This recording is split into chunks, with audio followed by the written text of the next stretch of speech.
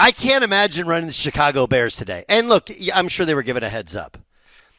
But Seth Wickersham has a new book out, right? Remember, he wrote a book on Brady and Belichick at the end of the Patriots. Outstanding writer, obviously works for ESPN as well. And this is an excerpt from a new book called Biography of the Quarterback. Okay. So it says, quarterback Caleb Williams was so concerned about being picked by the Chicago Bears in 2024, he and his family weighed circumventing the entire NFL draft, consulting with lawyers, trying to figure out a way around the league's collective bargaining agreement, while considering signing with the UFL, details from a forthcoming book reveal. Chicago is the place that quarterbacks go to die. Carl Williams, Caleb's father, told Seth Wickersham, author of American Kings, The Biography of Quarterback. Caleb Williams wondered out loud, do I want to go there? I don't think I can do it with Shane Waldron. Now, there is some confirmation bias. Shane Waldron is no longer there as their offensive coordinator. Offensive staff is gone. Ben Johnson's in. He's widely seen as an offensive savant.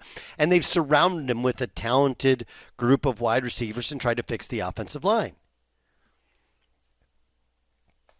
But I can tell you unequivocally that if you're critical of a place before you've ever worked at a place, when you're working at that place and it gets out, the die is sort of cast. And like, look, you can go around and around and say, hey, it was about Shane Waldron, but the dad was like, Chicago, it's where quarterbacks go to die. I'm like,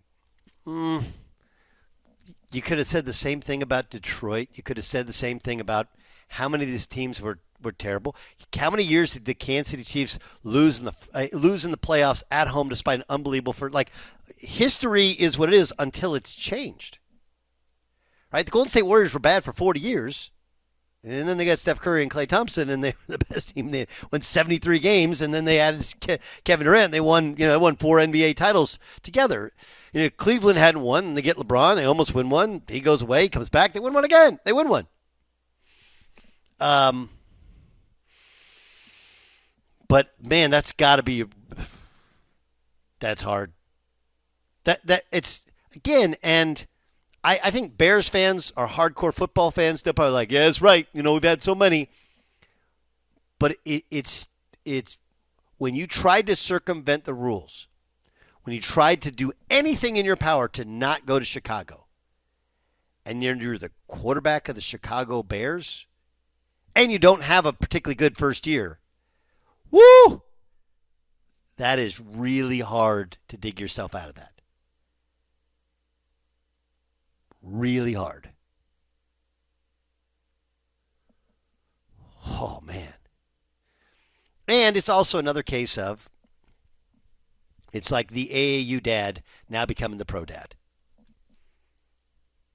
Is Carl Williams a former offensive coordinator or quarterback coach? Or did he play in the NFL? Does he know something about the inner workings? No! He's just a dad who loves his kid. But they think they know everything.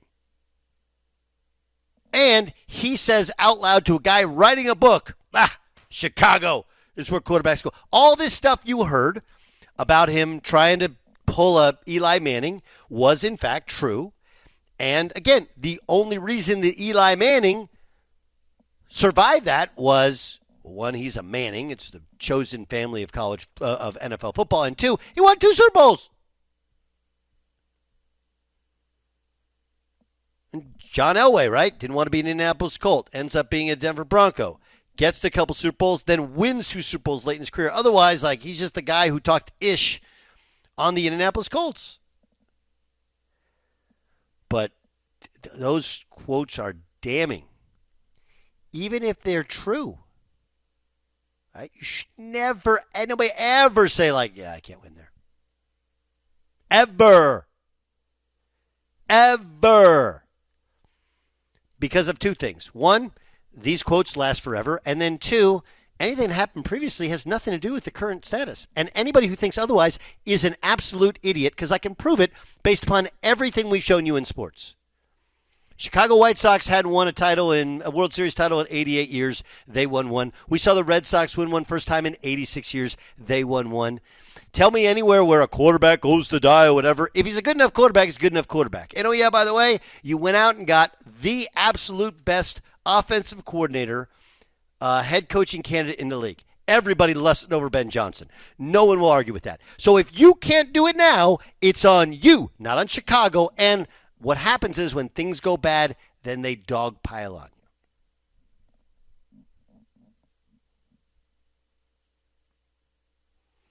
I don't want my son playing for the Bears, the dad said to several agents in 24. The rookie cap is just unconstitutional. Later adding that the CBA is the worst piece of I've ever read. It's the worst in sports history. I need to go to the Vikings, he told his father. Let's do it, his dad replied. But both Caleb and Carl knew the trade to a division rival was extremely unlikely. Now look, for what's understandable is they did nail that the Vikings have an outstanding head coach who's a former quarterback and coordinator and gets it. Plus, they have good skill position talent. Plus, playing indoors is easier than playing in Soldier Field where the turf is terrible, the wind is bad, the weather is cold, all of those things.